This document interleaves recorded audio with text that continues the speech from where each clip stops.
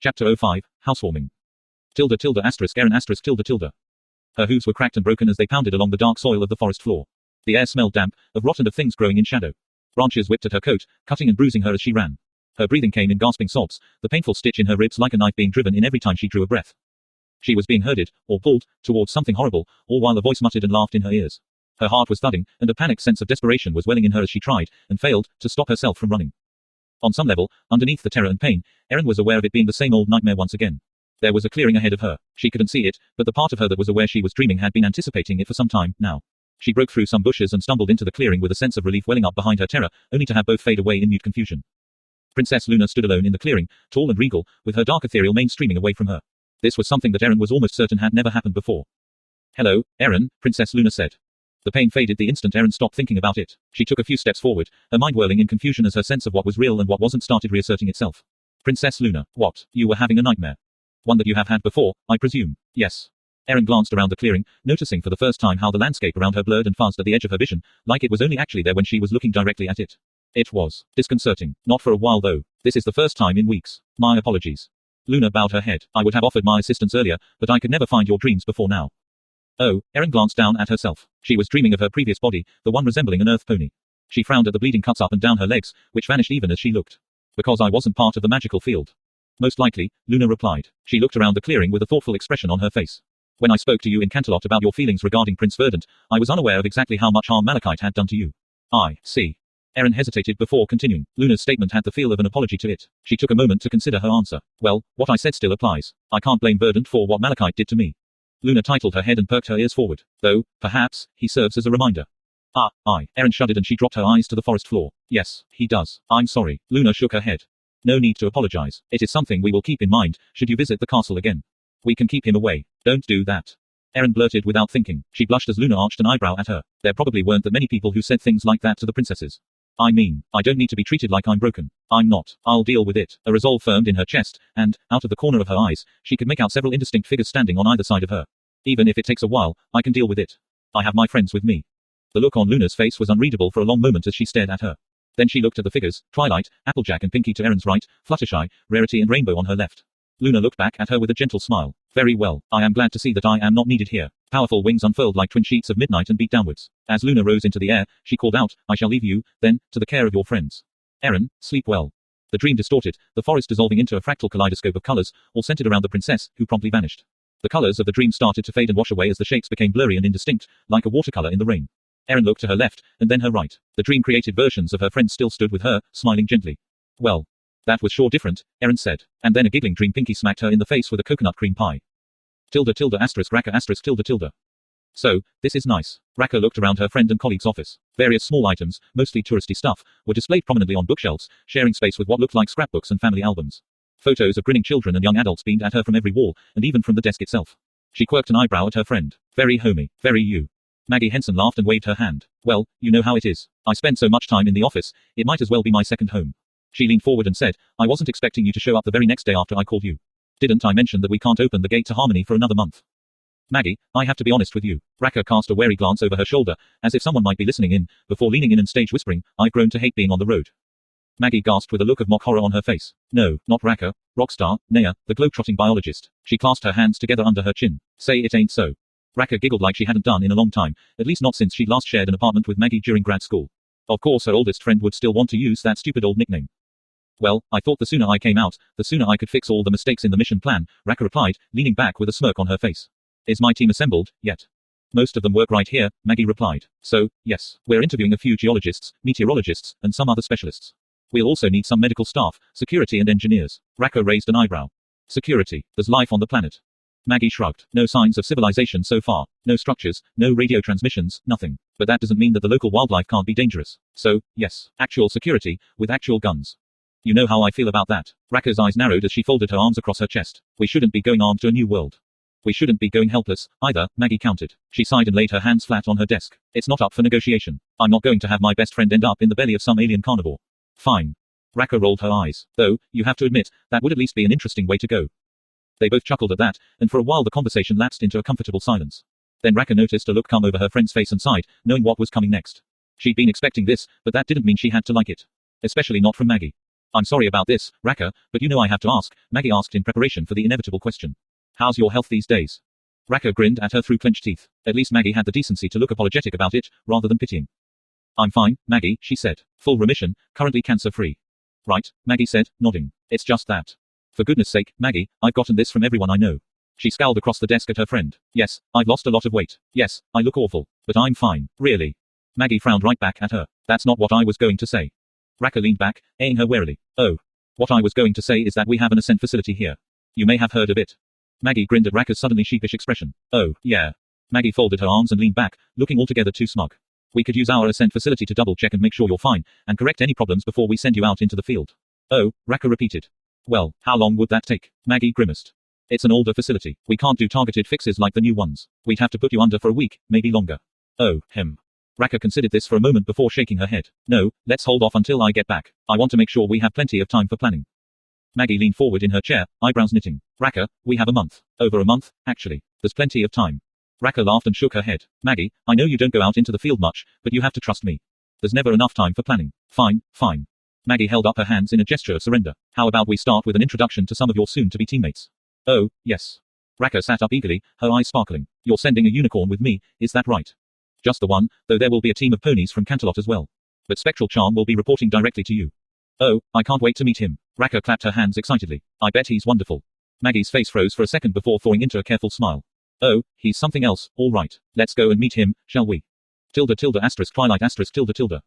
It was early enough in the morning that the regular hustle and bustle of Ponyville's streets was just getting started. Twilight stifled a yawn, momentarily regretting the time she'd spent the night before perusing the thick and densely illustrated tome Fantastical Flora and Fauna before finally turning in. It had been a fascinating book, but right at that moment she'd rather have had the extra hours of sleep. Pinkie Pie was apparently having no such trouble, seeing as she was bouncing happily along next to her while humming a song that was entirely too chipper for that time of day, at least as far as Twilight was concerned. Pinkie had stopped by the library a half hour earlier, and only the basketful of freshly baked warm muffins she'd been carrying for breakfast had stopped Twilight from grumpily suggesting that she come back in an hour or two. Or possibly even 3. The muffins had made a pretty good breakfast, all things considered. There was still a good half dozen left in the basket that Pinkie was somehow managing to balance on top of her head as she hopped along. Twilight's admittedly bleary mind wandered its way back to the subject at oof. So, Fluttershy actually refused to take the money.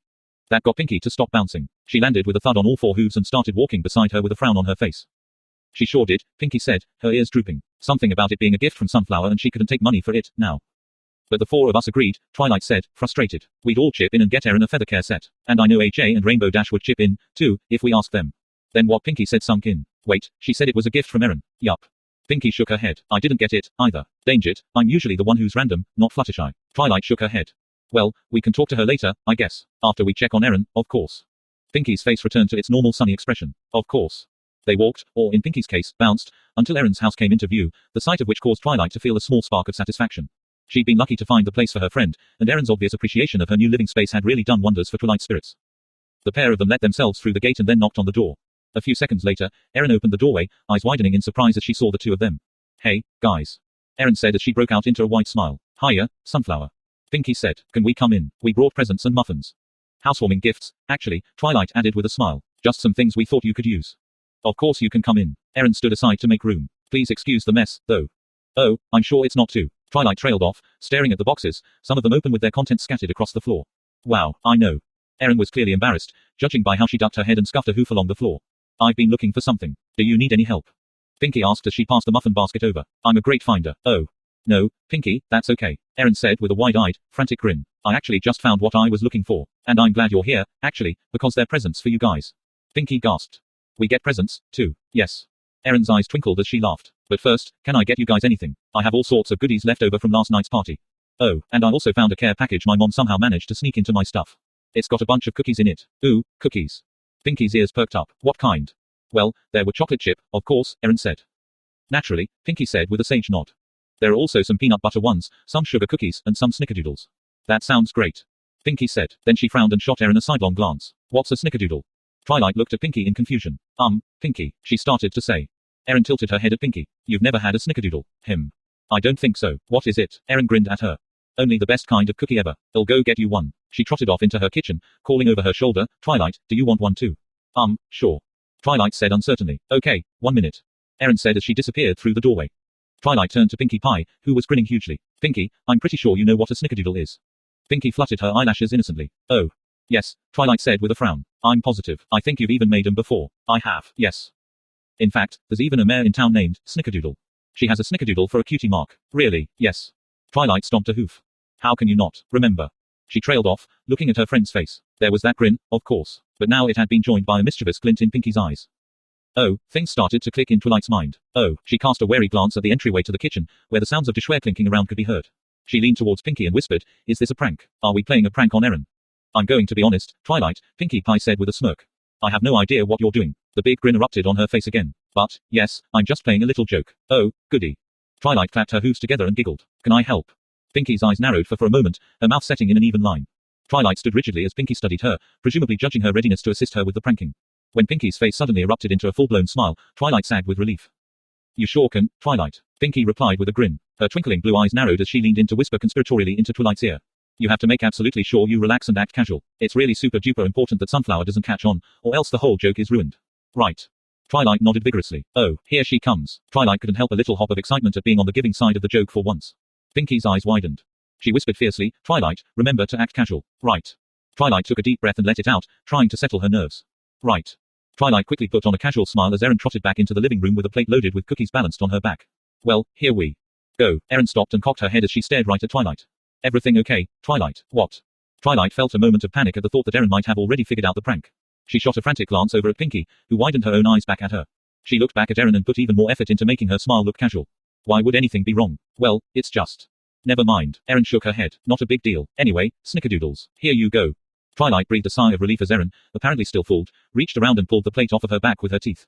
She sat down, transferring the plate to her upturned hooves and holding it out so that the other two ponies could select one of the golden brown cookies. Twilight nabbed one with her magic and took a small bite. Twilight was too distracted by the prank to even notice the taste of the cookie aside from a vague sense of something cinnamon. "This is really good. Your mom is a pretty good baker." Pinky was licking her lips. Judging by Erin's shocked expression, Twilight could only assume that Pinky had eaten the whole thing in one bite. "Can I have another?" "Oh, sure." Erin held out the plate again so that Pinky could take another cookie. Then she looked at Twilight and asked, "Are you sure you're okay?" As far as Twilight could tell, the look on Erin's face was one of suspicion. With a sense of dread, and with a few strands of her mane breaking away from her normal straight style, she forced an even more casual smile towards her friend. "Yes, of course. Why wouldn't I be? Ha ha." Pinky snickered next to her, and it was all Twilight could do not to start laughing too. This prank was getting really hard to maintain. "It's just. Well, if you need the bathroom, it's right over." Erin wasn't able to finish the sentence because Pinky fell on the floor shrieking with laughter. The dam burst in Twilight, and she started laughing, too. Mostly because of the successful prank, but also in relief that it was Pinky who broke first. Erin just gave them a bemused look with an uncertain smile, which made Twilight laugh even harder. Guys," Erin said as the laughter started to die down. "Everything okay?" Twilight's ribs were aching from laughing so hard but she still managed to say, "Yes. It was a prank. We actually knew what snickerdoodles were this whole time. We so got you." For some reason, this set Pinky off into a new round of guffaws. Twilight giggled, though she wasn't really sure what had set Pinky off again. Erin joined in, finally getting the joke. Or, at least, that's what Twilight thought at first. That, Erin said, wiping a tear away from an eye with a fetlock, was almost too lame to even be a prank. Then she grinned at Twilight and added, "That look on your face. I thought you were constipated." "I wasn't," Twilight started to say. She was interrupted when Pinky whooped with renewed laughter, rolling onto her back and kicking all four legs in the air. Erin joined in, laughing so hard that her legs went a little wobbly. Twilight was the odd one out, now, chuckling along but confused. After a minute or two, the latest round of laughter started dying down. "Thanks, Twilight." Pinky let out a happy sigh while still lying on her back. "Considering it was such a silly idea for a prank, you helped it turn out so much better than I expected." "Wait, I don't understand." Twilight looked back and forth between the other two mares, feeling totally lost. "How was it a silly idea? We got her." Pinky looked up at her, snorted with laughter and then groaned, holding her ribs. "No more, Twilight. My tummy hurts from laughing too hard." Erin was looking at her with an entirely too amused expression for some pony who just had an awesome prank pulled on her. Twilight shook her head, confused. "I don't get it." Any attempt to gain further understanding of the current situation was complicated by her friend's renewed laughter. Luna**Luna**. Princess Luna, Warden of the Night, Guardian of Dreams and the Regent of the Moon, was assaulted very nearly the moment she opened the door to the royal sister's private dining hall. She had been planning on a hearty meal and a calm discussion with her sister before retiring for the day. What she got instead was a small green alicorn colt dodging between her legs to reach the hallway behind her, followed a moment later by the colt's beleaguered nursemaid slamming into her with a startled cry. Luna blinked as she was knocked half a step back. The mare who had run into her staggered backwards in a protracted fall that ended up with her finally landing on her rump. The nursemaid, a light golden unicorn mare named Honey Heart, shook her head before looking at what she'd run into. When she saw that she had, in fact, run full tilt into Princess Luna, Honey Heart's eyes bulged as she gasped and scrambled to her hooves. "1,000 pardons, Princess." Honey Heart bowed with her muzzle very nearly on the floor. "The young prince is being rambunctious this morning." With a grimace, she added, "as usual." Luna rotated an ear, catching the sound of the giggling colt as he bolted recklessly down the hallway. A moment later, Prince Verdant squawked indignantly as Luna lifted him in her magic and began floating him back towards the dining hall. It is of no concern, Luna said as she brought the prince back towards the doorway. I believe this is what you were looking for. No. Shouted the somewhat less than regal prince. No, no, no. It was one of only a small number of words that he knew, though new words were appearing with startling regularity. Some, apparently, he had learned from his guards, which had prompted Celestia to pronounce that certain words and phrases were not allowed to be used near the young prince. Thank you, your highness, Honeyheart said with a bow. The young prince has been quite a but. Verdant cried out, demonstrating yet another word from his ever-expanding vocabulary. Honeyheart froze with a very cautious look descending over her features. I was going to say, challenge. She cleared her throat and, horn lighting up, took the little prince from Luna. Verdant's legs began galloping in midair while his little wings flapped crazily. Once again, he demonstrated his unhappiness by unleashing the most terrible invectives in his vocabulary. But, no. But. That is language quite unbecoming a prince, Luna admonished. This, apparently, was when Prince Verdant first became aware of the fact that there was another pony involved in his reincarceration. He left off glaring at his nursemaid and instead gaped at Luna. Auntie Wu. He shrieked directly into his nursemaid's left ear. Honeyheart flinched and folded down her ears. Luna offered her a sympathetic smile before addressing her nephew. Good morning. How are you today? Good. Hug. Verdant's struggle ceased as he flung his forelines out. Luna arched an eyebrow at him. What do we say when we want something? Prince Verdant looked puzzled for a long moment. Then he broke into a sunny smile. Please, hug. Very good, nephew. Luna offered him a gentle smile. She leaned in and, while he was still floating in Honeyheart's magical grip, gave him a gentle hug and graciously endured a sloppy kiss on the cheek. The guards on either side of the doorway maintained an air of stoic indifference regarding Luna's end slobbering, much to their credit. Honeyheart bowed again. Thank you for catching him, princess. He always gets a little squirrely during breakfast, and he is quite the escape artist. We can't have that, can we? Luna said as she finally entered the dining hall fully and shut the door behind her. She put a serious look on her face. Now, nephew, are you going to finish your breakfast properly, like a big pony? His answer was the rarely used yes. Verdant ran over and plumped himself down on a cushion next to the low breakfast table and remained sitting there with relative calm as his nursemaid began helping him with his breakfast. One of the palace servants, a mare in a nondescript black dress and white apron, took her breakfast order. As the servant left to prepare the meal, Luna turned to speak to Honeyheart as the mare tried to entice the young prince into eating. My sister is once again too busy to join us. Luna hadn't intended to sound critical of her sister but, judging by the way the nursemaid's face tightened in apprehension, it seemed that her statement was taken that way. When Honeyheart answered, it was in the carefully measured tone that the palace staff seemed to use so often around her. Yes, highness. It seems Princess Celestia has a very full morning scheduled. HMPH. What could be so important as to miss yet another mealtime with her sister and adopted son? Luna was certain that Honeyheart would know that she wasn't just asking an idle question. In her duties as nursemaid, she was kept informed of Celestia's schedule down to the minute, just in case she needed to reach her in the unlikely event of an emergency. Ah, well. Honeyheart fidgeted with her hooves. Princess Celestia mentioned that she would be joining us after meeting with the Nobles' Council. I see. The mares lapsed into a silence, broken only by Verdant's incessant babbling. The prince, though technically only a few months old, had the physical and emotional development of a colt at least 2 years in age, and all of the energy and curiosity of a roomful of kittens. Luna suppressed a smile as she looked at him, while Honeyheart did her level best to keep the young prince eating his breakfast. You are quite good with him, Luna noted. The compliment made Honeyheart beam happily. I can only do my best, princess. The humility implied in her statement at odds with her confident tone and level gaze. I raised several of my own, after all, and the young prince is very much a joy to care for. Luna winced as a large glob of airborne applesauce impacted with a wet splat against the side of the nursemaid's head and began to ooze viscously down her neck. Very much a joy, Honeyheart repeated with a fixed smile. Luna chuckled as the nursemaid used a linen napkin to clean herself off. A short time later, a unicorn wheeled the breakfast cart into the room. In addition to the bowl of sweet porridge she had asked for, Luna also chose several small tarts and some fresh fruit from a silver tray. The addition of a carafe of fresh apple juice rounded out the breakfast nicely. The servant bowed and began to back out of the room. Leave the cart, if you would, Luna said. Celestia may join us later. The servant bowed again. Of course, princess. Once again, the only ponies left in the room were Luna, Verdant, Honeyheart, and 2 servants who were waiting on any orders that might be forthcoming. Luna ate her porridge as Verdant, temporarily out of energy and with a full belly, began yawning hugely. I think it's nearly time for a nap, Honeyheart said softly. No, the prince replied. Luna shook her head. Not quite yet. Celestia will want to see him before he takes his nap. Of course, princess. Luna ate quietly while Verdant's head bobbed lower and lower, only to snap back up as his eyes blinked foolishly every minute or so. Eventually, no amount of willpower was enough to keep the prince awake. He flopped over onto his cushion and curled up like a puppy. Luna caught Honeyheart's eye and gestured her closer. The mare stepped quietly in order to not wake the prince and sat down, eyeing Luna curiously. Honeyheart, perhaps you can answer a question for me, Luna asked in a low voice. If I can, princess, I would be happy to. My sister has never raised a child before. The closest she's come is taking on the occasional apprentice. Granted, she relies upon you and several other palace servants, but my curiosity is piqued. How well does Celestia do with Verdant? A panicked look washed over the mare's face. I wouldn't presume. No, of course you wouldn't, Luna replied quickly. Have no fear, this conversation will remain between the two of us, I swear it. Honeyheart eyed the 2 servants in the room out of the corner of her eye. Luna sighed and faced the pair of them. Now would be a good time for both of you to get some refreshments for yourselves, don't you think? The unicorns exchanged a glance before looking back at Luna and bowing in unison. When they left, they closed the door softly behind them. I shall speak frankly, Luna began once they were alone. I am concerned. My sister seems to delegate most of Verdant's day to various palace servants. Is there cause for alarm? I can't say, Princess Luna, I really. Luna leaned forward and placed a hoof on Honeyheart's leg. Have no fear of reprisals. I simply need to be sure that Celestia isn't shirking her duties towards her son. Honeyheart's eyes flashed as her spine stiffened. She would never, she whispered fiercely as she pulled her leg away. Celestia is extremely caring and patient with him. Considering how many other duties she has, I'm amazed how calm and serene she manages to be. Luna couldn't help but chuckle over that, which seemed to confuse the nursemaid. I continuously find myself reminded that 1,000 years have passed since my incarceration on the moon, Luna said by way of explanation. The Celestia you describe and the one I remember are almost completely different mares. How so? Honeyheart asked carefully before quickly adding a belated, princess. Equestria was wilder back then. Luna shook her head slowly. The Celestia I remembered could never be described as serene or calm. How would you have described me, then? Luna froze for a moment and then turned towards the now open door of the dining hall. Celestia was standing there with an amused smile on her face. I would have said, passionate and headstrong. Luna grinned back at her and nodded towards an empty cushion. Please join us, sister. As Celestia moved towards the cushion, she spared a happy smile for the slumbering Prince Verdant. Several bakery items, wrapped in Celestia's golden aura, floated off of the breakfast cart and towards Celestia's place at the table. So, did I hear you were concerned about how much attention I can spare Verdant? Celestia asked as she lay down on the cushions. She took a nibble of a pastry as Luna answered. Yes, sister. Though I meant no offense. I know how difficult it can be for a princess to find the time for personal matters. Luna flexed her wings and ruffled her feathers. The stars know I have a challenge warding the dream realms all night. The population has expanded greatly in my absence. Celestia sighed. Yes, well, that's the price of peace and stability, but I'm glad to pay it. She took another bite of her pastry, her expression thoughtful as she chewed and swallowed. Nevertheless, you may have a point. I'll try to delegate more of my duties, to make sure I spend more time with him. Yes, Luna said, nodding. It's only for a short while, after all. Once he's old enough, he can join us in ruling this land. Celestia snorted in a very unprincess-like fashion. Don't be so quick to map out his future, Luna. We didn't get much of a choice in our lives, but I would like for him to decide his own course.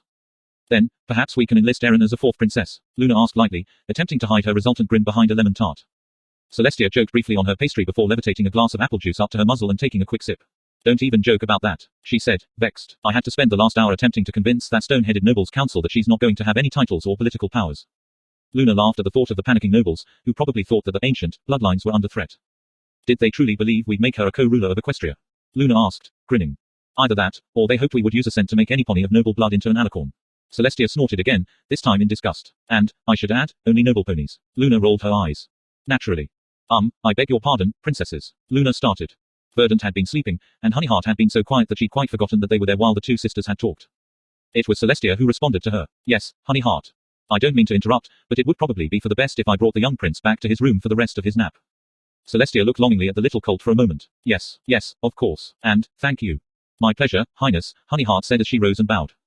The nursemaid's horn glowed and the prince, cushion and all, lifted gently into the air. She managed the feat so gently that Verdant didn't even break the rhythm of his breathing. Celestia, a wistful expression on her face, watched as the nursemaid left with the little colt floating on his cushion ahead of her. Once the door closed behind them, she turned back to Luna as her expression turned determined. I won't fail him, Luna. Celestia scowled briefly. I'll give him the childhood he never had before, I swear it. Luna got up and walked around the table, finally settling next to the elder princess. She draped a wing across Celestia's back and nuzzled her shoulder. I know you will, sister, Luna said gently. I know you will. Erin *. Things had finally calmed down at Erin's house, though Twilight had sulked for a little while after finding out that the prank was nowhere near as funny as her attempt at acting casual. Still, there were presents to hand around, and that brought every pony back to reality pretty quickly. And here are some baking spices, Pinkie said, pushing a bag towards Erin. And here are some recipes. She passed the recipe book over as she shot a sly glance at Twilight, adding, there's even a really good snickerdoodle recipe in there. Ha, Twilight said, though she smiled when she said it. Thanks, Pinkie. Erin smiled as she gathered the items up and set them on an end table. Well, I brought over a few things, too. Twilight pulled a book out of her saddlebag with her magic and floated it over to Erin. This is the complete history of Ponyville. I thought you'd like to read it. Oh, Twilight. Thank you. That's not all. I also brought beginner's magic exercises. It's a Foals book, but I figured, since you've never used magic before, this would be something of some use to you. Ooh. Erin said, eyeing the book appreciatively. Then she looked around the room. I should probably remember to buy a bookshelf while I'm out shopping today. So, where are our presents? Pinkie asked, her eyes sparkling. Pinkie. Twilight scolded. Erin laughed and held up her hooves. I'll get them for you. Hold on. Pinkie and Twilight waited with varying degrees of patience as Erin made her way around to the other side of the large, central pile of boxes. There were 8 smaller gift-wrapped boxes stacked against the wall and, after checking the labels, Erin pulled 2 of them out. She stacked the 2 boxes on her back and walked, carefully, back to where the other 2 were sitting. Now, before you open them, I need a promise from each of you not to tell the others. I want it to be a surprise for all of you, okay? Twilight nodded immediately. Of course. Cross my heart, hope to fly, stick a cupcake in my eye. Pinkie mimed the actions as she said them. Well, that will do, I guess, Erin said with a grin. She passed over the gift-wrapped boxes, the one with birthday cakes and balloons going to Pinkie, and the one with a star motif being given to Twilight. Unicorn magic made short work of the wrapping paper, and Twilight gasped when she saw what was inside. Is this? Oh, my gosh. Pinky said, gaping at Twilight's present. Damp bits of paper flew as Pinky started using her teeth to pull off the rest of the wrapping paper on her own gift. Meanwhile, Twilight was reverently opening the box, the cardboard sliding open with a soft whisper. Oh, my. Erin, this is amazing. Erin grinned hugely. You like it? I love it. Twilight cautiously removed the tablet from the box. Oh, it has my cutie mark on the back. What? Pinky mangled her own box a little bit in her haste. Inside was a glossy pink tablet computer and some accessories. Eyes wide, Pinky slowly and reverently pulled the tablet out and flipped it over to reveal 3 balloons stenciled into the back. Oh, wow. Twilight's own was a purple that matched her coat, with her starburst cutie mark on the back. She stared at it for a long while before looking at Erin. All of them have our cutie marks on them. Erin nodded, joy bubbling up in her as she saw how much her friends enjoyed the gifts. I found a place that will customize tablets for you. Also, each one comes with 3 styluses, if you don't want to just use voice commands. Oh, wow. Oh, wow. Pinky was turning hers over and over in her hooves, making Erin glad that she had asked for a heavy-duty screen protector to be applied. What kind of things can it do? Well, let's see. Erin tapped a hoof thoughtfully on her chin as she considered. A lot of the apps won't work until the Wi-Fi gets set up in Ponyville, but when it does you can all call each other, send pictures, messages or movies. Oh, Twilight, yours has a bunch of science and history books, along with some fiction. Some documentaries, too, also a journal, if you want to use it. Pinky, yours has a bakery database and a ton of music and movies. Pinky's eyes snapped up. A whole ton, she asked, hefting the thing with a hoof. Erin laughed. Well, not literally a ton, but you could probably play everything on it non-stop for over a month without repeating anything. I remembered that you like cartoons and comedies, so I put a bunch on there when I was loading it up. Erin, this is. Twilight looked on the verge of tears. Erin was startled to see. This is amazing, thank you. Erin smiled as her heart swelled happily. It's my pleasure, Twilight. Sunflower, I only have one question, Pinkie Pie said, her voice unexpectedly serious. Erin seriously doubted that Pinkie would end up asking just one question. Yes, Pinkie. How do I turn this thing on? Erin laughed. Why don't I take you both through a quick course on how to use them? Chapter 06, Gifts from Earth, Part 1. Pinkie Pie *. So, I just push on it here. Sunflower glanced over to see where Pinkie had her hoof pointed and nodded. That's right, just press gently, and it should power on. Pinkie pushed down the teeny tiny button on the side of her brand new tablet. After a few seconds of nothing happening, she started to get worried. And, maybe, just a little bit worried. Nothing is happening. Is mine broken? Sunflower looked back over and chuckled. Take your hoof away, Pinkie, she said, her muzzle crinkling up into a smile. Oh. Okie dokie, Pinkie replied, adding, ooh. A moment later when the whole screen started glowing, a picture that looked like 2 interlocking circles flashed by before it went black for a second or two, then it turned into a picture of her cutie mark with black all around it and a bunch of tiny pictures with weird, teeny words on them. It looked a lot different than Erin's own tablet, which Pinkie had used for a little while in Canterlot.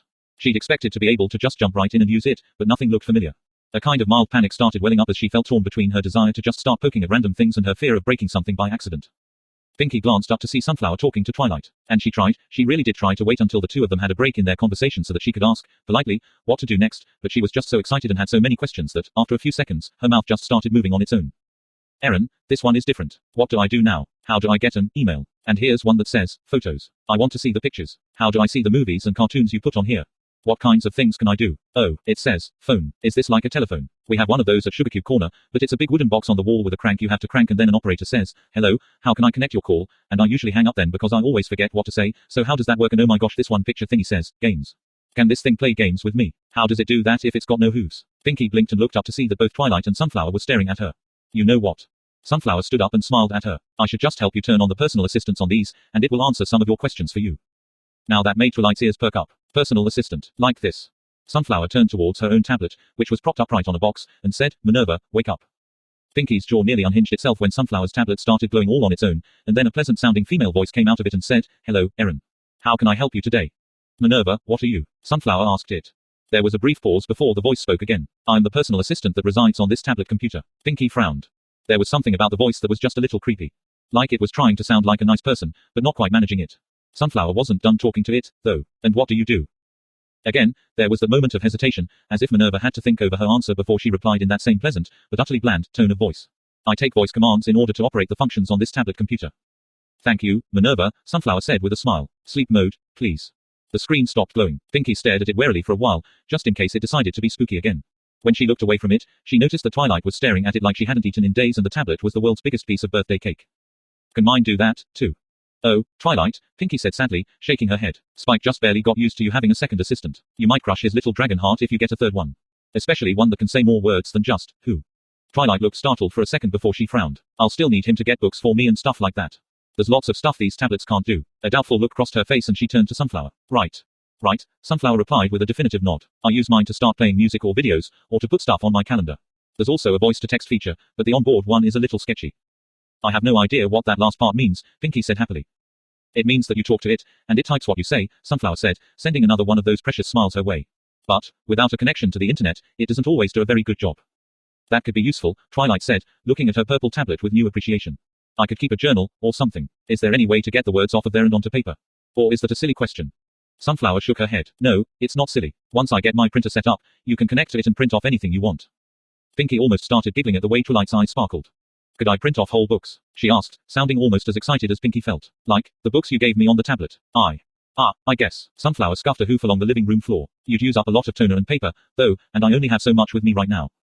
Twilight took a deep breath and opened her mouth, probably to ask a bunch of questions about how that worked. Pinky spoke up quickly so she wouldn't have to wait for Twilight's oodles of caboodles of questions to run the course. So, how do we make the personal assistant thingy work? And is the voice always so creepy? Sorry, yeah, kind of, Sunflower said sheepishly. A hot flush of guilt ran up Pinky's neck and settled into her face. I didn't mean to insult anybody. It's just, Minerva sounded kind of weird. Pinky gasped and brought a hoof up to her mouth. I'm sorry, Minerva. The tablet just sat there with its screen all dark. Pinky was feeling pretty horrible about it until Sunflower laughed and said, you can't hurt their feelings, Pinky. They don't have any. Oh, she thought about that for a little while. That's kind of sad. Wait, you said, please, and thank you, to her earlier. Why would you do that if she didn't have feelings? Sunflower shrugged, which made her wings open and close partially, though she didn't seem to notice. It's just a habit, one that I don't want to get used to ignoring. Pinky nodded. That makes sense. It's still really sad, though. She tilted her head and frowned, first at the tablet in her hooves and then up at Sunflower. Are you really, really sure they don't have feelings? Sunflower nodded and shot her a reassuring smile that was halfway between a 19 and a 27. I'm really, really sure, Pinky. Then she put on her serious face and started back up with the instructions. Okay, each of you should have a stylus. These can be used with your mouths, or they have optional hoof straps, if you'd rather use them that way. Twilight, you can use yours with magic, instead. Pinkie Pie glanced over at Twilight, who already had a stylus thingy floating in the air with her magic, and she couldn't help but feel just the teensiest bit of jealousy. Though, maybe Ascent could give her a horn of her own, and then she could use magic. Pinkie made a mental note to ask about that later, and then promptly forgot all about it when Sunflower started explaining how to set up the personal assistant. First, I'll get you to the right place, and then we can pick a voice, Sunflower said. So, I don't have to use the same voice you did? Twilight asked. Nope. Sunflower grinned while pointing a hoof at Twilight's tablet. There's a whole list of options, male, female and other. Pick the one you like. Show me where. Pinkie held her tablet in both forehoofs and thrust it towards Sunflower, who recoiled a little bit. Why don't you sit next to Twilight, and I'll show you both at the same time. Pinkie was more than happy to scooch over next to her friend, and even gave her a quick hug as she sat down. Twilight blushed and giggled a little, which set Pinkie giggling as well.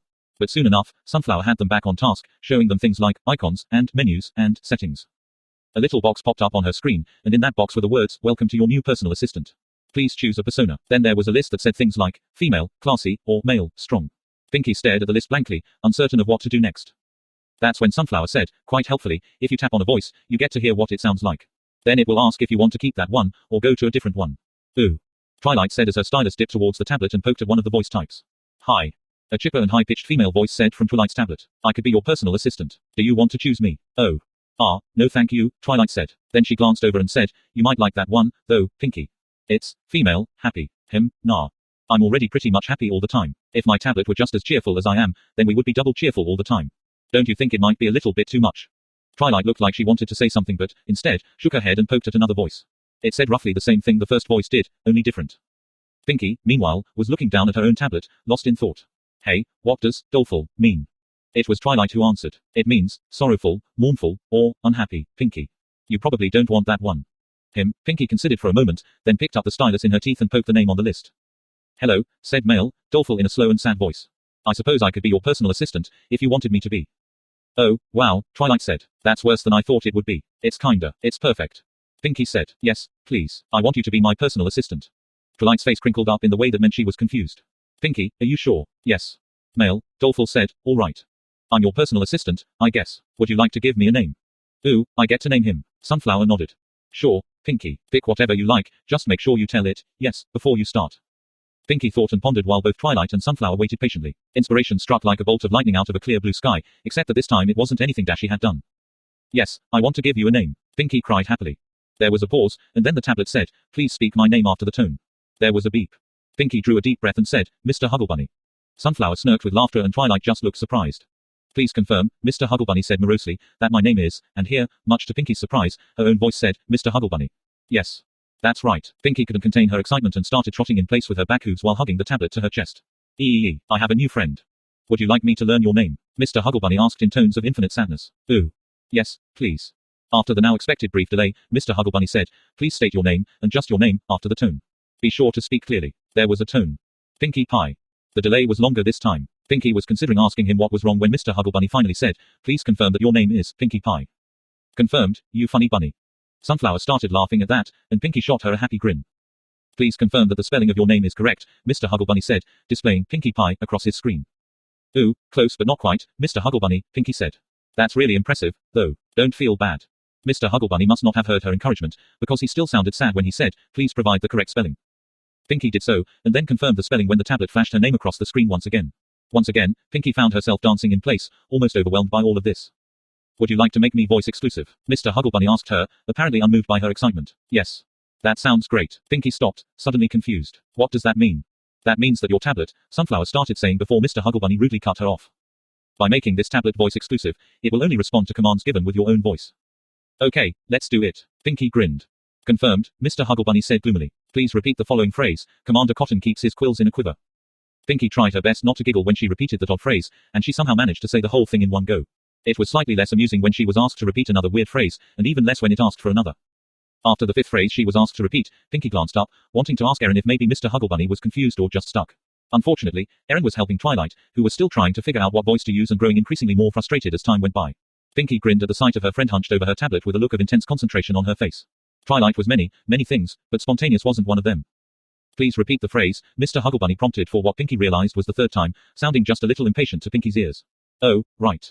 Pinkie dredged through her memory for what she was supposed to say. "Preposterous pickles, plucked plums and persimmons." She stopped as she realized what she'd just said and giggle snorted. "Voice analysis complete," Mr. Hugglebunny said finally, sounding like he was just short of sighing in exasperation. "Your voice is now locked in as the only voice that can control this tablet's features, Pinkie Pie." This called for an appropriate response. The absolutely best one that Pinkie could think of was to dance in place and squeal at the top of her voice. So, that's what she did. When she finally stopped, Sunflower picked up where she left off with her instructions, since Twilight was still having a hard time picking a voice for her own tablet. "Here is the power converter," Sunflower said. "Ponyville's power grid is all wrong for human electronics, so you'll want to make sure you plug this into the outlet, and then plug the power supply for the tablet into this, okay? Gotcha." Pinkie picked up the bulky box in her teeth and jammed it into her saddlebag, where it squished some balloons, crinkled some streamers, and crumbled a cookie or two. "And the battery indicator is here. If this goes to 0, it will stop working," Sunflower added. "So, Mr. Hugglebunny eats electricity?" Pinkie asked, tilting her head to the side. "Ah. Yeah, I guess that's close enough," Sunflower said with a smile. I don't have to clean up after him, do I?" Sunflower gaped at her for a few seconds before bursting out into laughter. No, nothing like that." "Oh, that's good," Pinkie replied, feeling relieved. She had no idea what kind of messes an electricity eater would leave, but if Gummy was anything to judge by, it wouldn't be pleasant. Sunflower started giving her more and more advice, which Pinkie only listened to with half an ear. She was too busy smiling down at Mr. Hugglebunny, cradled like a foal in her forelegs. Something about a tutorial, something else about being careful not to crack or scratch the screen, and something else about avoiding water. "Aha," Pinkie said every time Sunflower paused in her lecture. An idea was forming in her head. It was one that demanded immediate exploration. But then Sunflower said something that caught Pinkie's full attention. "What was that last part, again?" "I said that, lots of times, people will get custom case covers for their tablets. Both to protect it and to make it more personal. I could make you guys one, once I get my 3D printer set up." "3D?" Pinkie repeated, confused. "I can make stuff with it. I should have one somewhere in all this mess," Sunflower said, waving a hoof at the boxes still stacked in her living room. "What kind of things can you make with that?" Twilight asked, momentarily looking up from her tablet. "Pretty much any small and simple object," Sunflower said with a shrug. "I haven't used them much, outside of school. I made a pencil case, a vase and a picture frame with one when I took a class in fabrication in 8th grade. "Ooh, that sounds really cool." Pinkie's mind whirled. "I have an idea for a case." "Oh, I'd be happy to help," Sunflower started, but Pinkie shook her head. "Thanks, but I kind of want to do this myself." "Okay," Sunflower said with a smile. "Just make sure the vents on the top are clear, or Mr. Hugglebunny might overheat." "Ooh, good to know." Pinkie nodded seriously as she looked at the little grills on the top of Mr. H's case. "Okay, see you later." Sunflower blinked in surprise. "You're leaving?" "Yup." Pinkie grinned. "I have a research project in mind, and Mr. Hugglebunny is going to help me." "A research project?" Twilight asked, her ears perking up. "Can I help?" "Nah, I got this, Twilight. Anyway, I should go. Enjoy the presents and the muffins, Sunflower." "I will," Sunflower said, giving her a big hug around her neck. "You enjoy Mr. Hugglebunny, and let me know if you have any questions, okay?" "You got it." Pinkie waved and left. She started walking back to Sugarcube Corner, Mr. Hugglebunny resting safely back in his box and the box safely in her saddlebags. With all of the excitement in her, it was really hard for her not to run. Then she realized that she didn't have any reason not to run, so she broke into a galloping giggle fit that had her back at Sugarcube Corner less than a minute later. "Miss it cake," Pinkie said as she flung open the door, startling the mare behind the counter. "I need a few days off of work." Pinkie started marching for the stairs, setting her features into an expression of determination. Okay, dear," Miss it cake replied, blinking rapidly. "You weren't scheduled until next week, anyway." "Oh. Right, thanks." Pinkie bolted up the stairs, flung open the door of her bedroom, and then spent a few minutes securing the premises. She shuttered the windows and drew the blinds, locked the door, set a chair in front of the door, and set Gummy on top of the chair. I'm not to be disturbed, she told her toothless alligator pet. If any pony knocks, ask them to come back later. Gummy blinked slowly at her and then licked his left eyeball, which Pinky knew meant message received in alligator. Then she turned off all of the lights except for the one on the small table next to her bed. Next, she plugged in the power converter, then plugged the power charger thingy into that, just like Sunflower had said to do. The battery display on Mr. Hugglebunny turned from light to dark green, which Pinky decided was probably a good thing. Before she clambered up onto her bed to make herself comfortable, her eyes lingered on a large, plush doll sitting in the corner of her bedroom. She'd bought it at a used toy store a few days ago, thinking it would make a great present for the Cake Twins.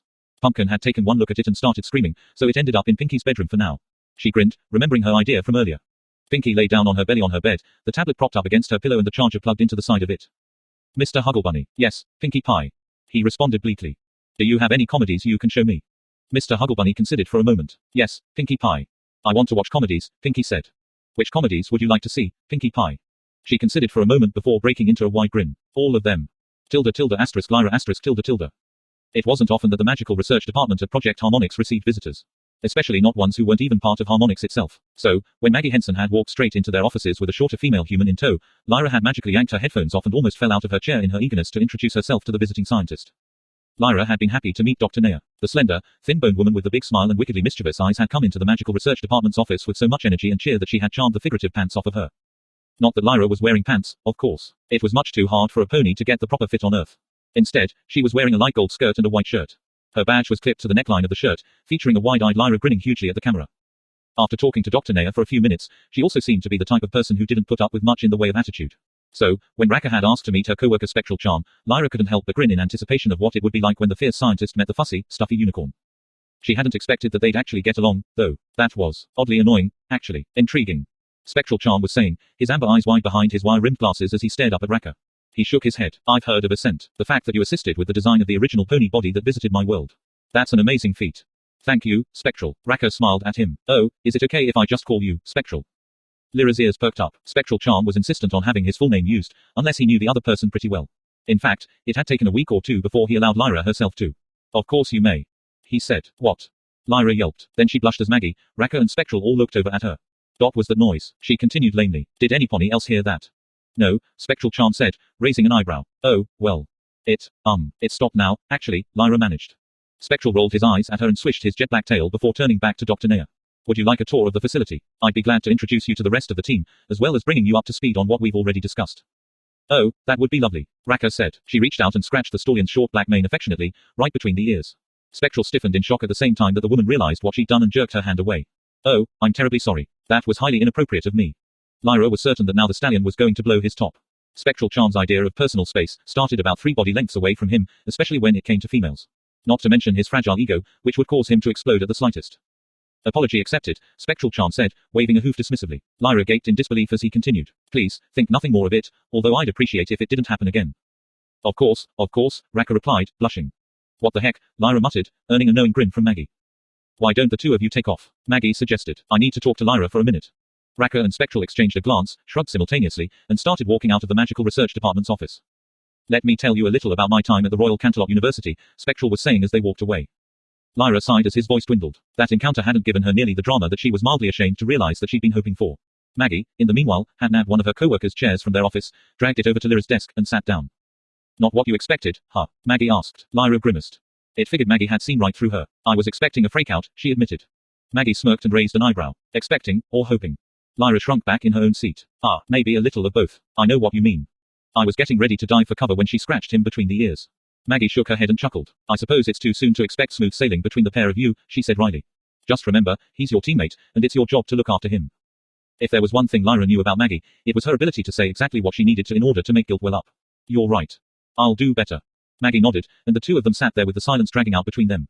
After a half a minute, Lyra shifted her weight from one hoof to another, which seemed to snap Maggie out of whatever introspection she'd lost herself in.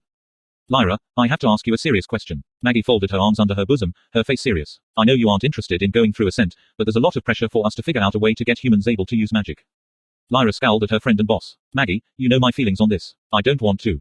Maggie held up a hand. I know, and I'm not asking you to. There's something else we have in mind. We found another volunteer to go through the process. The plan is to take her and change her into a pony. Then, after we confirm that she can sense magic, we're going to see about changing her slowly back to human in stages. This is so we can see where, exactly, she loses the ability to sense magic.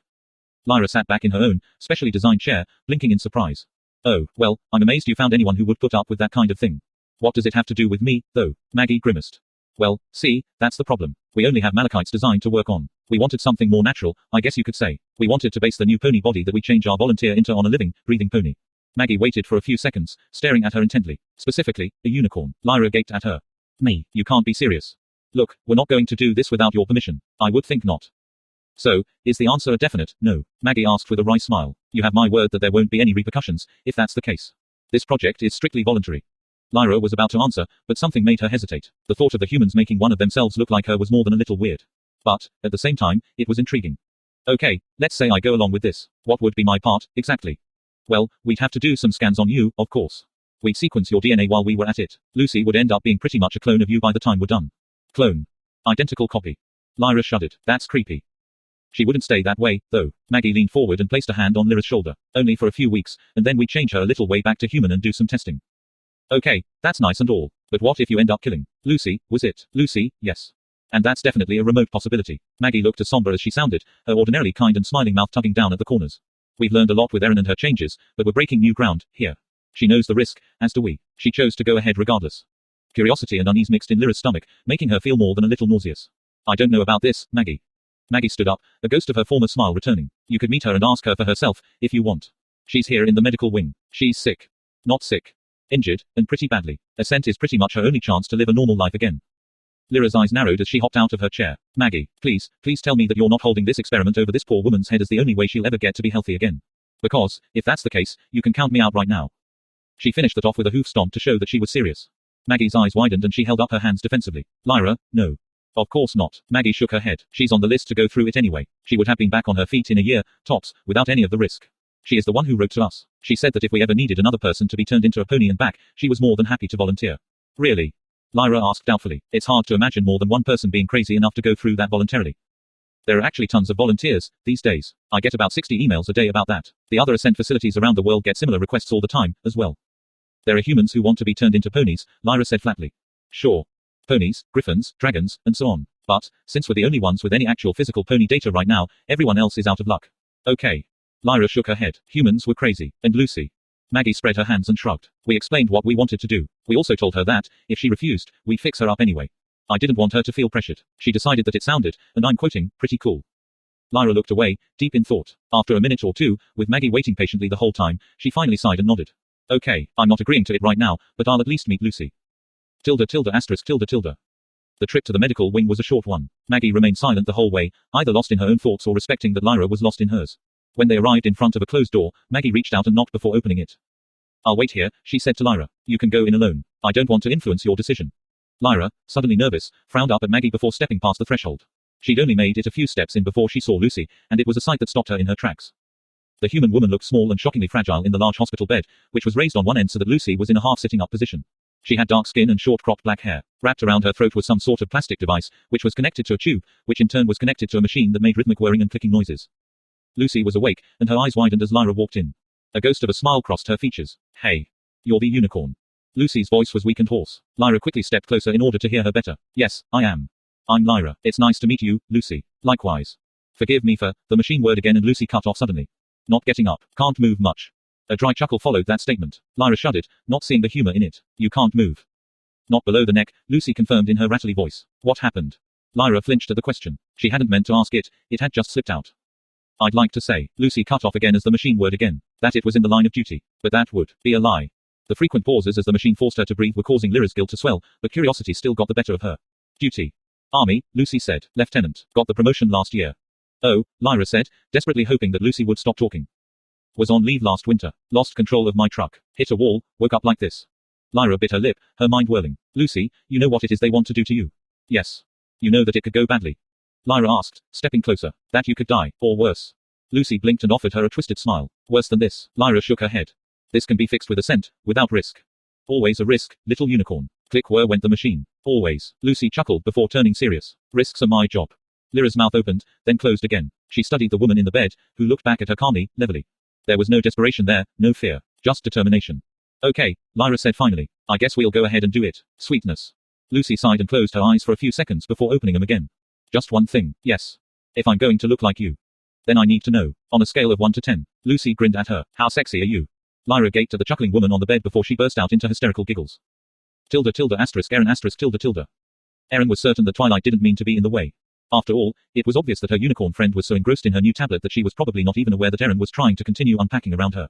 Twilight probably didn't even notice as she kept crossing back and forth in front of her, bringing boxes into other rooms, and her ears barely even flickered when Erin dropped one of her boxes onto her hoof and cursed for a few seconds. Still, after half an hour or so, Erin decided that some sort of intervention was in order. Say, Twilight, she ventured cautiously, how's everything going over there? Twilight Sparkle looked up with a shocking suddenness that startled Erin into stepping quickly back. Her face contorted as she wailed, I can't decide on a voice. Erin blinked at the desperate frustration in her friend's voice and offered up what she hoped was a reassuring smile. Just pick the one you like best. I like these too. I've made a list of pros and cons, but they balance out too evenly. Twilight's horn glowed and a sheet of raggedly torn cardboard floated up with 2 lists on it. The top points for male, confident, is that it's strong and soothing and reminds me of my brother. The top points for female, educated, is that she sounds, well, educated, and I might be more comfortable working with a female voice, and, well, she reminds me a little bit of Princess Celestia. Twilight blushed, following it up with a scowl. I can't decide. Then don't. Flip a coin or something. Erin shrugged and then jumped a little when her wings unfolded slightly on their own. Twilight giggled at the display. Still not used to them, huh? No, Erin sighed, her head drooping. I can feel them, but I can't control them. Twilight tilted her head and studied Erin's wings. What's it like, suddenly having wings, I mean? It's like, Erin considered. It was something she really didn't have words for. She took a stab at it, anyway. It's like having 2 alien creatures attached to your body, and you can feel everything they do, but you can't make them do anything, and sometimes they decide to do idiotic or embarrassing stuff all on their own. Ugh, Twilight said with a shudder. That doesn't sound fun. Erin grunted in agreement and went back to her unpacking. After a couple of minutes, a thought occurred to her. Say, Twilight. Twilight answered, without looking up from her list of pros and cons, yes. You know, you can always change the voice later, if you want to. Twilight's head slowly came up and cranked around until she was looking at Erin with a look of utter relief. I can. Erin nodded. Oh, sure, why not just start with one, use it for a few days, and then try out the other for a few more days, and then decide. Twilight tapped her chin with a hoof as she considered. I like that idea, only one problem, though. What's that? Erin asked absently, distracted by the ornamental pillow that she'd just pulled out of a box. It was something her grandmother had made for her and painstakingly hand-embroidered as a graduation present. How do I pick which one to use first? Twilight's impish grin received a faceful of ornamental pillow. As nostalgic and precious as it was to her, Erin had known her grandmother well enough to know that the old lady would have approved. Oh, sorry, Erin said as Twilight giggled, I was trying to toss that onto the couch. It's too bad you don't have enough pillows for a proper pillow fight, Twilight observed. Erin snorted. Maybe after I get everything unpacked I can go buy some. There's just too much stuff in the way. Does all this need to be in here? Twilight asked as she levitated the ornamental pillow over to Erin's couch. Can't we move some to other rooms, or something? Well, the solar tiles don't need to be in here, Erin said, indicating several large boxes that dominated the space. Then she yelped in surprise as they levitated up in the air, surrounded by a lavender aura. Where do you want them? Twilight asked, grinning as she stood up. A separate glow surrounded her tablet, placing it delicately back in its box, and then levitating the box on top of the mantle over Erin's fireplace. You don't have to do that, Erin protested. I know. But since I already am. I was going to move them all to the backyard and then cover them with a tarp, Erin said. Through the kitchen, right? Twilight asked, already heading in that direction. Yeah, Erin trailed behind Twilight, feeling more than a little useless as her friend effortlessly carried the heavy boxes out of her house and into the backyard. Where would you like them? Right up against the wall is good, Erin said, pointing a hoof. After the boxes settled into place, Twilight turned to her with a chipper grin on her face. That takes care of that. Anything else you want moved? Oh, I couldn't ask you to. Twilight smiled cheerfully. Don't worry about it, you know me. I love organizing things. Erin chuckled over her discomfort. Yeah, I suppose. Still, if you're helping me unpack, I'm going to owe you a big favor later on. Twilight tilted her head. What, like buying me an expensive tablet? She rolled her eyes and smirked. How expensive are those, anyway? Oh, it's not too bad, really. Erin waved a hoof dismissively. Besides, I got a lot of money for the interviews I did back on Earth. Not to mention the hazard pay that accumulated when I was exploring Equestria. She shrugged. I'm not exactly hurting for money, Twilight. Besides, it wasn't the tablets that were expensive, it was all the media she'd purchased to place on them. But there was no way that Erin was going to tell her friend that. That's good to hear. Still, I think we're more than even. Twilight's face became playfully stern as she added, so, no more of this, I'll owe you, nonsense. Friendship doesn't work that way. Erin shook her head, defeated. Fine. I suppose having you move stuff around will make things go faster. If you don't mind, I mean, I don't mind. But I'm still going to buy you lunch later on as a thank you. Twilight chuckled. Chapter 07, Gifts from Earth, Part 2. Fluttershy ***. The sun was shining and the air was sweet on this perfect, sunny day. Well, it was an almost perfect day. That was only because, in addition to the humming of insects, the songs of the birds and the sighing of the breeze, there was a persistent voice coming from an annoyed white unicorn. I'm sorry, darling, but that simply doesn't make any sense. Fluttershy could tell that Rarity was a little bit upset, since she didn't even seem to be aware of the fact that her brow was furrowing and that her mouth was turning down at the corners right then. It was a sure sign of her agitation, since her unicorn friend ordinarily tried to avoid frowning so as to prevent frown lines from appearing. It does, though, Fluttershy said as she moved over to a hanging bird feeder. After a small hooful of seed and a smile at the resident Blue Jay family, she continued talking. If I take money from you, then I'm actually getting a feather care kit and bits from every pony. It's not right. The money should go to Erin, since it was supposed to be a gift for her in the first place. You can't afford it, though, can you? Fluttershy flinched. Trust Rarity to get right to the awful heart of the matter. I'll be okay, she said softly. I have money saved up. Money that was meant for medicines and medical supplies. But Fluttershy could make it up. After all, grass was free. She didn't actually need to buy food for herself when her entire front yard was a feast. Not a particularly nice feast, but still, it wasn't like she'd starve, and her animal friends would still get the care they needed. So, every pony would win, which was really the best way. Of course, she'd have to cut back on the weekly spa trips with Rarity for a while. Just until she got caught up on her expenses. She dropped some chopped carrots in front of a rabbit burrow and then fidgeted with her front hooves for a while, already trying to come up with believable excuses that Rarity would accept for her missing out on their regular spa dates. It would be difficult. Rarity was a sharp one. Not as book-smart as Twilight, but much more observant than any pony she knew. Well, any pony but Pinkie Pie on the rare occasion that she could actually focus. Fluttershy sighed. No, lying wouldn't do. She knew from past experience that she was a terrible liar, and the guilt would simply eat her alive. Better to simply tell Rarity that she couldn't afford spa trips for a little while. It meant that Rarity would keep on asking her to accept money for the Feathermaster kit, but it was something she would simply have to. Rarity's sharply raised voice broke into her reverie. Fluttershy. Fluttershy squeaked and flinched, her wings flaring defensively. After a moment of panicked hyperventilation she managed to say, yes. Were you even listening to me? Oh, yes. Fluttershy smiled and nodded at her friend before her head sagged and her ears drooped. Actually, no, I'm sorry. Rarity hemphed and shook her head, though the effect was spoiled by the ghost of a smile on her muzzle. I was saying, dear, that it's not fair that you are the only one to give a gift to Erin. We agreed that it would come from all of us, and now we're all quite caught out. Oh. Fluttershy considered that for a moment before spotting the flaw. I'm sure that there are other things that Erin needs for her house. Maybe every pony could chip in on something else, instead. Rarity sighed and shook her head once again. I see that you're planning on being stubborn, Fluttershy. She smiled, then, a gleam of challenge in her eye. I'm afraid that you give me no choice, then. I simply must keep trying to convince you to change your mind, even if it means I have to badger you until next spring. An angry hissing growl sounded down by Fluttershy's fetlock. Oh, I'm sure she didn't mean anything by that, Mr. Badger, she said, directing a comforting smile at the annoyed creature. Oh. No, of course not. Rarity chuckled uneasily and backed a step or two away. I only meant that badgers are, of course, quite fierce and persistent when they wish to be. A most admirable trait, she added when the badger kept on staring narrowly at her. There, see. She didn't mean any offense. Fluttershy set some fruit in front of the irritated badger. Here, have some food. Animosities were forgotten as the badger munched happily into a fresh strawberry. Fluttershy smiled at him as she went on her way. Rarity followed, giving the dining badger a wary glance and a wide berth. I really am very sorry, Rarity. I just wouldn't feel right accepting it. Fluttershy smiled gently at her friend as they walked along. I can't take your money when I've already received an equivalent gift. Rarity sniffed and rolled her eyes. She opened her mouth, most likely to continue trying to convince her to accept the money. Instead, she paused, then frowned, looking back over Fluttershy's shoulder. It looks like some pony is coming up the road, Rarity said. Oh, is that Erin? Fluttershy looked around. Oh, yes, I think it is. Hello, Erin. Rarity called, waving a hoof. We're over here, hey there. Erin called as she crossed the little bridge near Fluttershy's home. Fluttershy broke into a smile, happy to see her friend, and not just because having Erin around meant that Rarity would have to stop pressuring her to take her bits. Hello, Erin. Welcome, thanks. I've got some presents for you, Erin said as she came to a stop in front of them. She was grinning widely as she nodded at her saddlebags. Can we go inside the house? Oh, of course. Though, I will have to join you in a few minutes, I'm afraid. Fluttershy offered an apologetic smile. I still have some animals to feed, you see. A frown drifted across Erin's face before her sunny grin returned. Oh, that's fine. It can wait until you're done. I really wanted to give you both your gifts at the same time. How nice.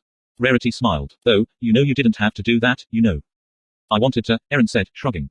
Well, if you want to, you could go inside and wait while I finished, and then we could all open the gifts together. Fluttershy suggested. Rarity, perhaps you could make tea.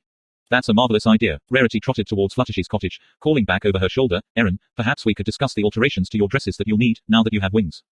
Erin began trotting after her. That sounds like a good idea. Fluttershy allowed herself a brief smile as her two friends let themselves inside her home, after which she resumed feeding her animal friends. It took a bit longer than the few minutes she'd said, but not too much longer. 10 minutes later, she was on her way back inside to join the others, pleased to have the job done and all of her furry friends eating happily. Her friends were sitting on either side of Fluttershy's coffee table, with Rarity on the couch and Erin in the overstuffed armchair. The smell of freshly brewed chamomile wafted through the house, much to Fluttershy's intense satisfaction. Rarity knew her well and had brewed her favorite tea for her. The two greeted Fluttershy as she went in and sat down before helping herself to one of her slightly chipped teacups. Mr. Bear tried to be careful, but he always ended up chipping her tea set with his big claws whenever they had a tea party.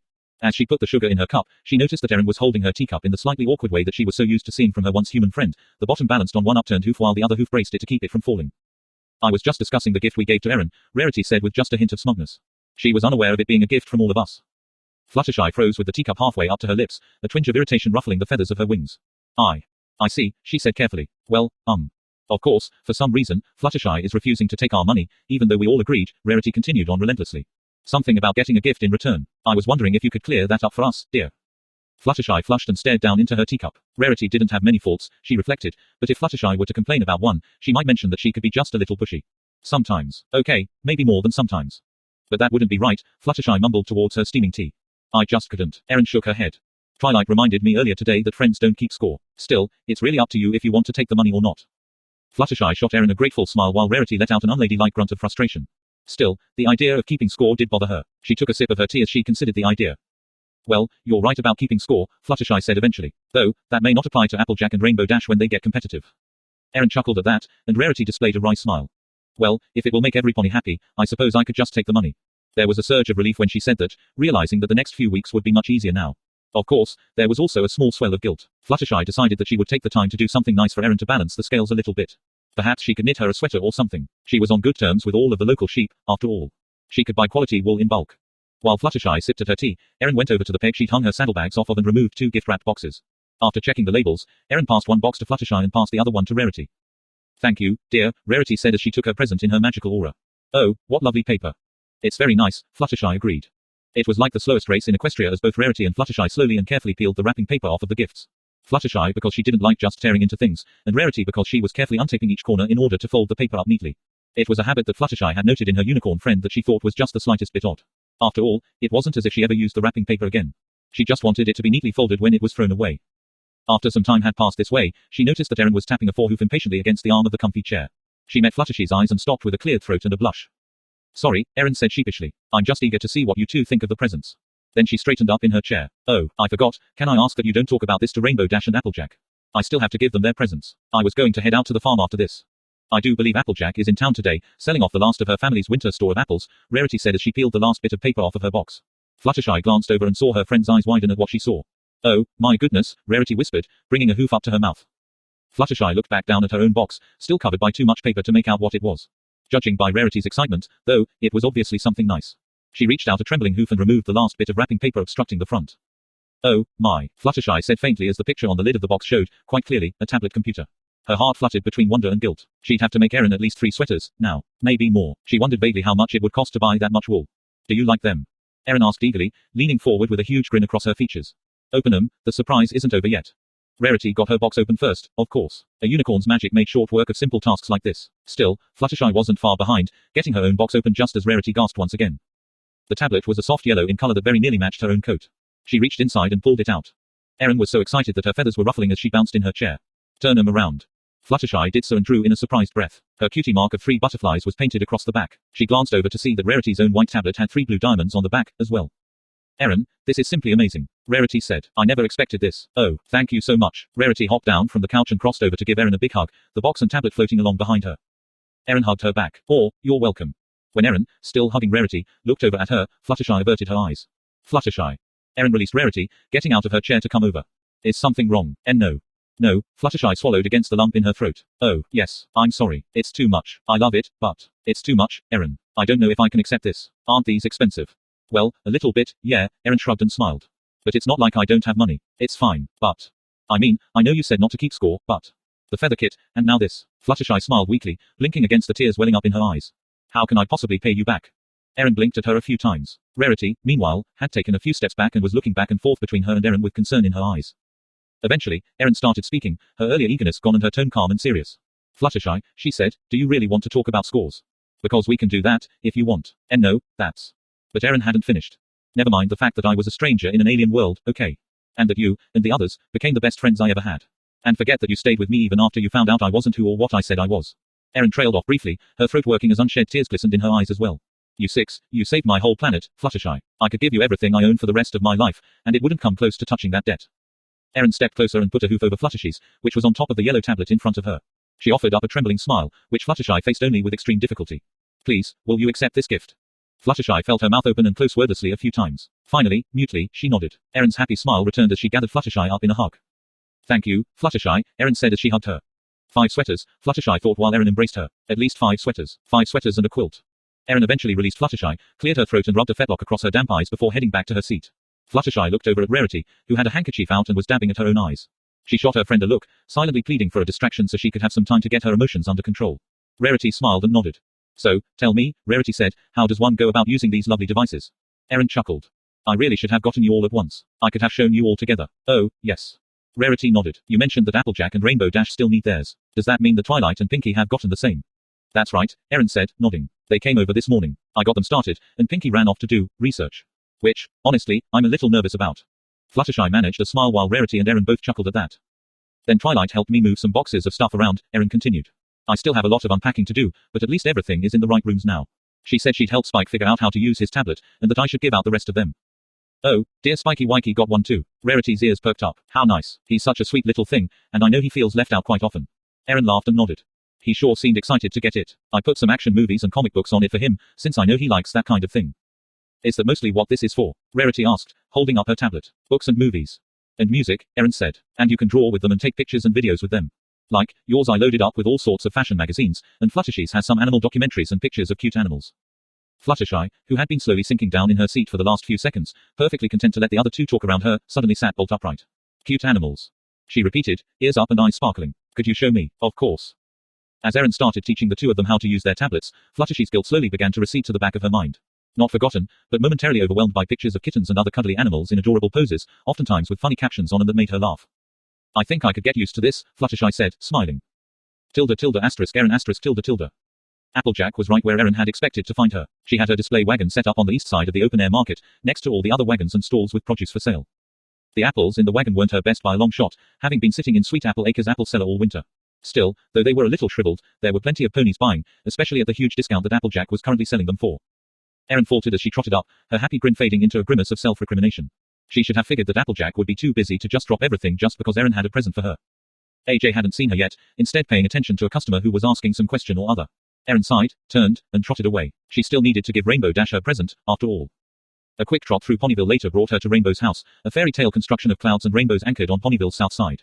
Dash occasionally wanted different scenery, which meant she would drag the house somewhere new. It could occasionally be a nuisance to find her, especially when she forgot to tell her friends she'd moved her house. Erin came to a halt on the dirt road almost directly under Rainbow Dash's house, shouting, "Hey, Rainbow." A long moment passed before a semi-groggy voice rasped, "Yeah. You home?" There was another long pause. "No, I'm out. This is just my answering service." A scowling and disheveled Rainbow-maned head poked over the side of the house, the scowl dropping away into a grin when she saw who was calling up to her. "Hey, Erin." "Hi, Rainbow. Can you come down?" "Why?" Erin grinned and waved the gift-wrapped box over her head. "I've got a present for you." "What, really?" Rainbow's ears perked up and her grin got even bigger. "Yeah, you got it." Rainbow kicked off of her cloud house, and Erin's heart caught in her throat as her friend plummeted like a stone, only to flare her wings at the last second in order to come in for a soft touchdown. Erin shook her head in admiration. "That was pretty cool. That was cool." Rainbow snorted. "Girl, you ain't seen cool yet." Erin chuckled, then started digging through her saddlebags. "Sure I have. I saw your Sonic Rainboom, remember?" True, Rainbow said as she buffed a hoof on her chest. Erin chuckled as she pulled out the box with Rainbow Dash's name on it and passed it over to the Pegasus, who was grinning and hopping back and forth between her front hooves. "Neat. Hey, want to come up for a bit while I open it?"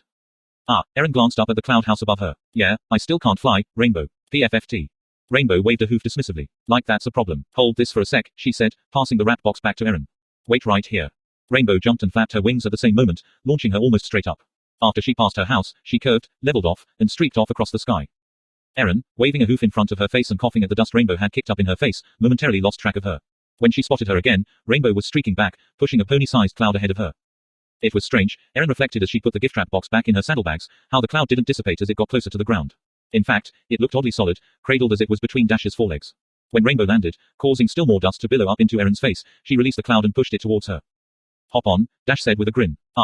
Trust me. You may not be able to fly, but you should at least be able to do this much." Erin looked doubtfully at her friend's smiling face before shrugging and poking tentatively at the cloud with her left forehoof. It went straight through, much as Erin had suspected it would. "You have to think of the cloud as solid," Rainbow said. "Watch, it's solid." She poked at the cloud herself. Instead of sinking through the cloud, her light blue hoof pushed it gently in Erin's direction. Okay. I'll give it a shot. This cloud is solid. This cloud is solid." Erin thought on a repeating loop before reaching out and poking the bundle of mists once again. She gasped as her hoof met resistance. It was like poking a balloon filled with jelly, the cloud initially giving way before springing back and scooting a short way back towards Rainbow, who was busy grinning back at her. "You got it," Dash said. "Now, hop on up." Erin squealed with excitement and, giggling, attempted to climb up onto the squishy, shifting cloud. "Haha, this is so whoop." Erin tumbled sideways off of the cloud with a shriek. The next thing she knew, she was lying on her back and staring at the sky while laughing hysterically. Rainbow snorted. "Nice one, Erin." Yeah, Erin said, chuckling as she got back onto her hooves. "Let's try that again, huh?" Her second attempt was more successful. She climbed up with one leg at a time, moving slowly and managing to keep her balance. She stood up on top of the cloud, mist rising up to tickle her fetlocks as her legs trembled with the effort of staying upright. You doing okay? Rainbow asked. Erin was still giggling as she answered. Yeah, I think I got, whoa. She almost lost her balance, overcompensated trying to recover, and ended up flopping over on her side. It was like landing in a foggy beanbag, the wet mist dampening her hair and coat. Hey, good enough, Rainbow said. Don't move, okay? Why, what, was all Erin managed before Rainbow scooped up the cloud and shot up towards her house. Once again, Erin shrieked and giggled, her wings half opening as the wind hit her feathers. The trip was over in just a second or two, the cloud level with the bottom floor of Dash's house. Top floor, every pony off, Rainbow said. Erin stared at the landing out in front of Rainbow Dash's house. Unlike the rest of the clouds she could see, these clouds were darker and perfectly flat on top. You'll catch me if I fall through, right? Rainbow rolled her eyes. You're not going to fall through. A few seconds passed. Come on, already. Or do you want me to just shove you off of the cloud? No. Erin yelped. She took a deep breath, braced herself, and reached out to touch the landing, all while chanting this is solid in her head. Much to Erin's surprise, the landing felt firm but springy, kind of like a gym mat. She poked it with her hoof a few times before jumping off of the cloud. She then spent a few seconds walking in a small, tight circle and marveling at the feeling of it. Cloudstone, Rainbow Dash said as she landed next to Erin. She stomped a hoof on it, causing an oddly hollow thunking sound. Specially treated cloud. Kind of expensive, but it stopped stuff from falling through. Oh, neat. Erin jumped up and down a couple of times. How's it made? Rainbow snorted. Heck if I know. Oh. Erin's disappointment was short-lived as she happily trotted in place on the Cloudstone. This is so cool. Rainbow snorted again and shook her head. You find the weirdest things cool, Erin. Anyway, come on in. You know, I never expected to be able to come up here, Erin said as she followed Rainbow into her home. The front door opened into a pony-length hallway, which in turn opened up into a larger room. I've had some friends over, but not very often, Rainbow Dash said with a shrug. Most of my closest friends aren't Pegasi, after all. Anyway, can I get you something to drink? Sure. Water. We're in a cloud, Rainbow said with a smirk. I can do water. Be right back. And don't snoop through my stuff, okay? Erin nodded as Rainbow trotted off towards what was, presumably, the kitchen. She took advantage of her friend's absence to gawk at her house. Erin never had any real ideas about what Rainbow's house would look like on the inside, but she found herself not being too surprised by anything she saw. In the short hallway by the front door was a row of wooden pegs, somehow bolted into the cloud wall itself. Rainbow's slightly tattered saddlebags were hung on a peg, right next to 3 pairs of flight goggles, one clear, one tinted yellow, and the last tinted a dark grey. The small room Erin was currently in had one doorway straight ahead, and another to her left, which Rainbow had gone through a moment earlier. Erin wandered further into the first room, looking around curiously. It was no surprise at all that there was a large Wonderbolts poster on one wall, directly opposite a low couch. What was a surprise was the low bookshelf with a few well-read books in it. One book, a daring-do novel, was on an end table next to the couch. A half-empty glass of water was set on top of it, which made Erin's eye twitch a little bit. She always tried to keep her own books in good condition. In front of the couch was a low, dark oak coffee table. The beautiful wood was somewhat marred by rings, some of which still had their half-empty glasses still standing in them. A huge pile of magazines was stacked on top of the table, looking like it was in imminent danger of collapsing at any moment. Under the table, more magazines were stacked. They had names like Weather Reports, Wonderbolts Quarterly and The Inside Loop, the last of which seemed to be about stunt flying. On the wall behind the couch was a set of shelves holding a collection of trophies, including a circlet with a pair of wings on either side and a lightning bolt on the front. Most of the trophies were gold, though there were a couple of silvers or bronze, placed unobtrusively behind the golden ones. On either side of the shelves were pennants and flags, and one last poster of the Wonderbolts. Erin shook her head, wondering how all of that stuff was attached. Cloudstone, or no, it seemed weird to be able to build stuff into clouds. Hey, I see you found the trophy case, Rainbow Dash said as she came into the living room. There was a glass of water balanced on her outstretched wing.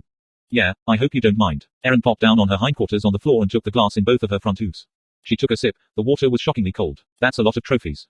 Yeah, I've got a few, Dash replied with exaggerated modesty. Then she grinned. So, what's this about a present?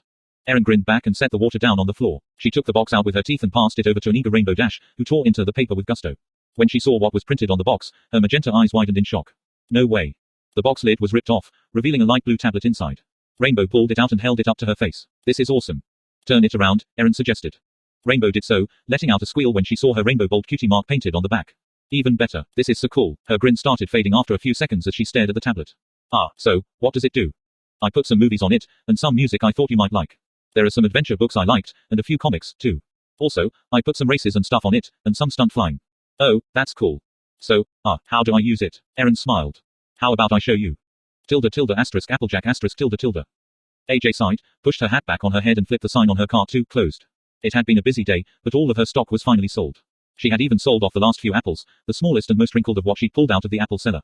An old mare had bought them with the explanation that she planned on making applesauce. The sun was inching its way towards the horizon by now, the shadows in the marketplace getting longer as the day wore on. She was about to hitch herself up to her cart and head on home when she heard a familiar voice calling her name. Looking around, she saw Erin trotting towards her, green saddlebags around her midsection and a happy smile on her face.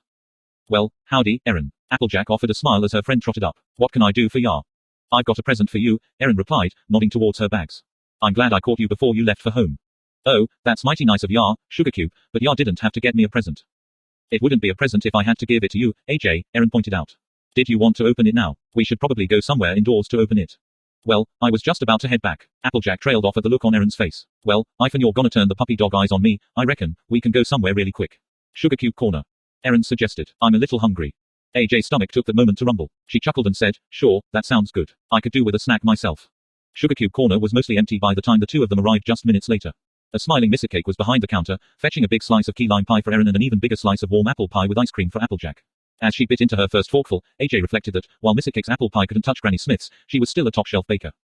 Erin, fumbling with her fork in the way she usually did, regaled Applejack with details of her day so far. It turned out that everybody else got their presents already, even little Spike.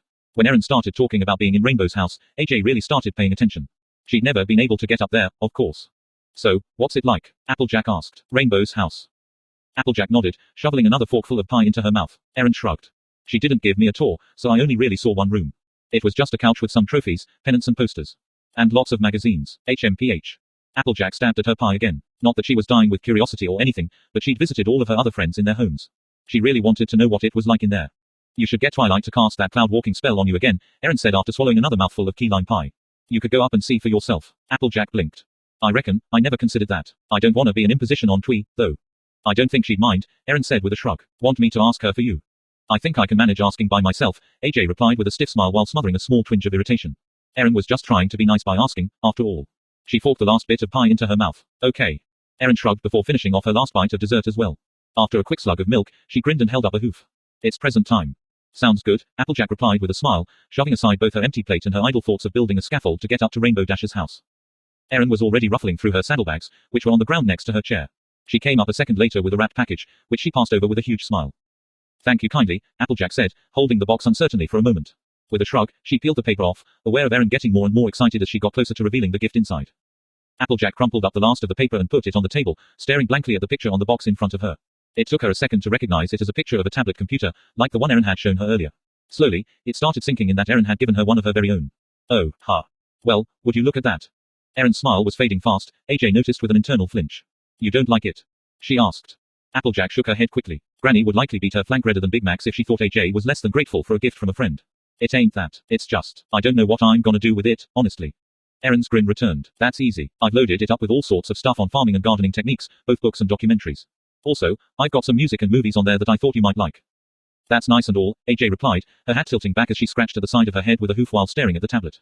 But I don't reckon I know if Earth farm and techniques will work on Equestria, and I ain't gonna have a whole lot of time for watching movies, what with getting the farm going after winter. It was a reasonable, honest explanation. And, for some reason, it didn't seem to be working all that well. Oh, Erin said, her head sinking and her ears drooping. Applejack cursed herself, feeling like she'd accidentally kicked a puppy. What I mean is, I don't really know how to use it, so I don't know what I can use it for. She pushed a big, hopeful smile onto her face. You see what I mean? Erin sat up straighter and a smile ghosted across her muzzle. I could teach you, if you wanted, she offered.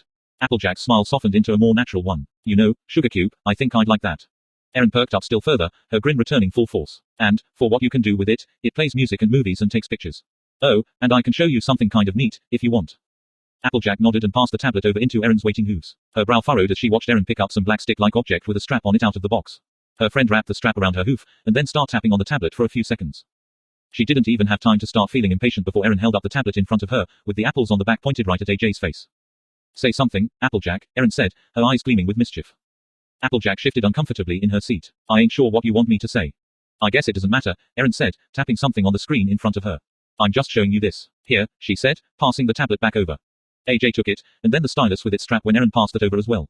Erin told her to use the stick to tap the screen, so she did, giving a little jump when her own face showed up on the tablet. Say something, Applejack, Erin's disembodied voice said from the tablet. Applejack stared in shock at her own frowning face. I ain't sure what you want me to say, her voice said, sounding too high-pitched and nasally to her ears. Erin's voice spoke up one more time. I guess it doesn't matter.